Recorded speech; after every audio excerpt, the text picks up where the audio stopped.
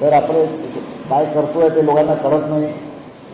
आणि म्हणून आणि याच्यामध्ये त्याच्यापेक्षा पण मोठी जबाबदारी जी मीडियाकडे असते ते समाजाचं प्रबोधनची आणि समाजामध्ये जागरूकता निर्माण करण्याची.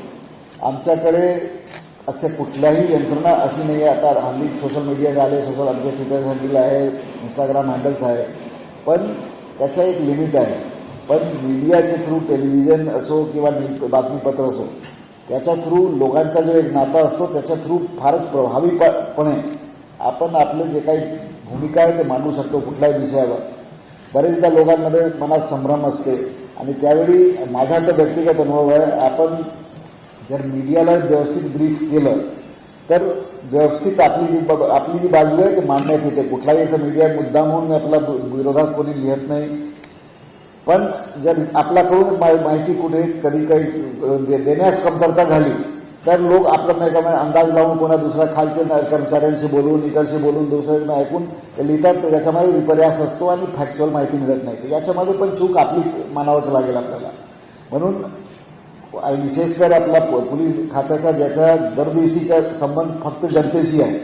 आमचा कुठलाही ॲक्शन असो त्याच्यामध्ये पब्लिक इन्व्हॉल्ड असतोच. म्हणून आणि दोन बाजू असते नेहमी. आपण आपला जे खाता आहे ज्याच्यामध्ये आपण ॲक्शन घेतलं आपण एक आपला माणूस आपल्या विरोधात जाणारच आहे. पण आपला प्रयत्न तोच असतो की जो नालायक माणूस जो वाईट माणूस आहे तो आमच्या विरोधात गेला तर चालतं.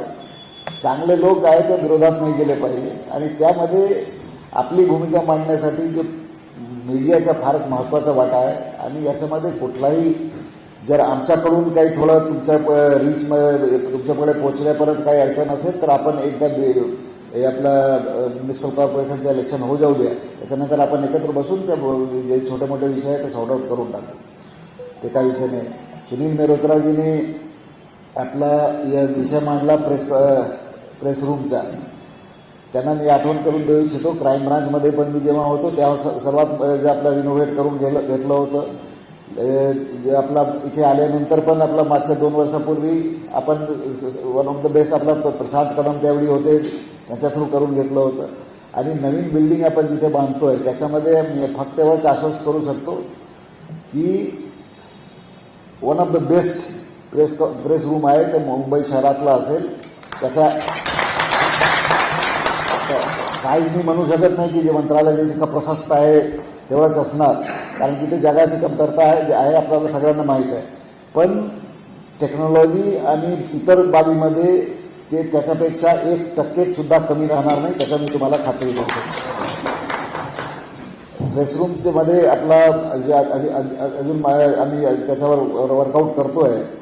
असं एक सेल्फ कंटेंट युनिट असेल जिथे एकदा तुम्ही आले तर तुम्हाला कुठेही परत बाहेर जाण्याची गरज पडणार नाही. तिथून बसून रिपोर्ट करू शकता. काही लोक विश्रांती अजूनही करतात सुरुवातीपासून, पण ते बरेच लोक आहेत कोणालाही जाणार नाही. कम्प्युटर तुम्ही सांगितलं का कम्प्युटरपासून इंटरनेट जे काही व्यवस्था असेल लेटेस्ट याच्यामध्ये सर्व याच्यामध्ये तुमच्याकडून आपल्याकडून काही सुझाव असेल तर आम्हाला आता द्या. आम्ही त्याला अंतर्भूत करण्यामध्ये आम्हाला सोयीस्कर जाईल. पण आमची जी संकल्पना आहे त्याच्यामध्ये आम्ही दिल्लीचा पण जाऊन पाहिलेला आहे, त्या 2 ठिकाणचं पाहिलेलं आहे. पीटीआयचा तिथला न्यूज रूम पण पाहिला आहे दिल्लीमध्ये मी. It will be one of the state of art that much I can assure you. त्याच्यामध्ये आपल्याला कोणाला आमच्यावर बोट दाखवण्याची वेळ येणार नाही एवढंच मी तुम्हाला खात्री देतो. आता सगळे युट्यूबर्स झालेले आहेत. युट्यूबर्स झाल्यामुळे ते काही तुमच्या त्याच्यात तुम्ही उत्कृष्ट आहे आणि तुम्हाला जास्त माहीत आहे. पण आपण कोणाशी कॉम्पिटिशन करता कामा नये. त्यांचे युट्यूबर्सचे फॉलोअर्स वेगळे आहेत, त्यांना काही सिरियस फॉलोअर्स नाही आहे. त्याच्यामध्ये 50 लोक असतात त्याच्यावर आम्ही कारवाई करतोय खोटी माहिती पसरवतात म्हणून. त्यांचे काही हेतू असते. पण जे आपले स्टॅब्लिश्ड ग्रुप्स आहे, मीडिया ग्रुप्स आहेत, त्यांनी माझी एवढंच विनंती राहील की खात्री करूनच आपल्याला चालवायचं. कारण की तुमच्या बोलण्यावरून बरेच लोकांचं मत परिवर्तन होतो. ते विचार करतात. तुम्ही एकदा टीव्ही चॅनलवर काही दाखवलं तर लोकांच्या मनात असतं की आपला यांनी केलेलं आहे. आणि इंडिव्हिज्युअल पण असते, ते क्रेडिबिलिटी असते आणि माध्यमाची पण क्रेडिबिलिटी असते. यूट्यूब आणि सोशल मीडियावाल्यांची काही क्रेडिबिलिटी नसते. ते काय चालतात, काल कोणाचा त्यांचा काय एजेंडा असतो. आता इथे बोलण्याचं कारण नाही, कारण की कारवाई होईल तेव्हा तुम्हाला कळेल. आम्ही जे करतो, कारण की बरेचदा पर्सनल इंटरेस्टमुळे आपला दुसऱ्याची बदनामी करणं, पर्सनल कोणाची बदनामी करणं, असे लोक आहे तुम्हाला आपल्याला सर्वांना माहीत आहे. म्हणून आपल्याकडून जे काही कमतरता राहिली असेल माहिती देण्यामध्ये, प्रॉब्लेम ते जसं सांगितलं तेच येतो. आपल्याला प्रत्येकांना इलेक्ट्रॉनिक मीडियामध्ये ते बाईट्सच्या अडचणी असतात. बाईट्सच्या मध्ये त्याच्यामध्ये आपण एक सोयीस्कर करू शकतो की समजा ते अधिकारी अवेलेबल नाही आहे तर त्यात सगळीकडे मीडियम आहे. आपला मोबाईल फोनवर आपण रेकॉर्ड करून आपल्याला जर बाईट 1 मिनिटाचा असेल तर आपल्या प्रेस ग्रुपमध्ये टाकला तर सर्वांना ऑफिशियल व्हर्जन मिळतं. तर मी आता या BMC इलेक्शन नंतर आय विल इन्सिस्ट की कोणाला ज्या मिनिटमध्ये आपण प्रेस रिलीज करतो कुठल्याही मॅटरमध्ये, सिमिलरली आपला व्हिडिओ असा बाईट पण त्याचवेळी त्याच्यासोबतच एकाच वेळी रिलीज झाला पाहिजे. नाहीतर ते काय होतं, प्रेस नोट रिलीज झाला नंतर त्या तुम्ही लोक फोन करता इकडे तिकडे, मग त्यांना सांगावंच लागतं, परत ते रेकॉर्ड करतं, याच्यामध्ये काही लॅप्स होतो थोडा. तर आपण असं SOP-सारखं तयार करू शकतो की ज्यावेळी प्रेस रिलीज होईल त्यावेळी समजा PRO आहे किंवा कोणी अधिकारी आहे, जे कोणी संबंधित अधिकारी आहे त्याचवेळी 1 मिनिटाच्या बाईट म्हणून आपला त्याच्यासोबत दोन्ही एकत्रच रिलीज करू. That we can definitely do. आणि त्याच्यामध्ये काही अवघड नाही आणि कोणाच्या इतका वेळ पण जाणार नाही. 100% आपण हे प्रयत्न करू. दुसरं आपल्याला एक आपला दिवाळी मिलन होता तो आपल्याला लांबच चाललेला आहे. आपण त्यावेळी ठरवलं पण एका काम येत गेलं असं. पण आपला BMC इलेक्शन नंतर आपण 100% असं दिवाळी मेळावा सारखं नाव नाही द्यायचं.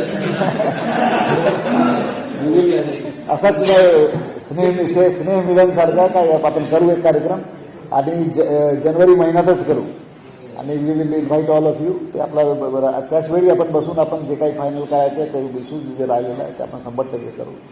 मी परत एकदा तुमच्या सर्वांचं अभिनंदन करतो आणि विशेषकर जे पदाधिकारी आहे मुंबई क्राईम रिपोर्टर्स असोसिएशनचे त्यांना शुभेच्छा देतो की त्यांनी जे उपक्रम हाती घेतला आहे आणि एकदा हाती घेतलं आहे ते दरवर्षी घेतलं पाहिजे. आणि याच्यामध्ये पण आता अपग्रेडेशन आता यायला पाहिजे. आता मॅन्युअल डायरी आता बरं इलेक्ट्रॉनिक डायरीचं पण आता सुरू झालेलं आहे. आणि ते काही जास्त अवघड नाही आहे. ती कॅन ऑल वर्क आउट आपल्याकडे चांगलं करता येते. आता ती सुरुवात चांगली आहे. मी परत एकदा तुम्हाला शुभेच्छा देतो आणि माझे 2 संसद जय.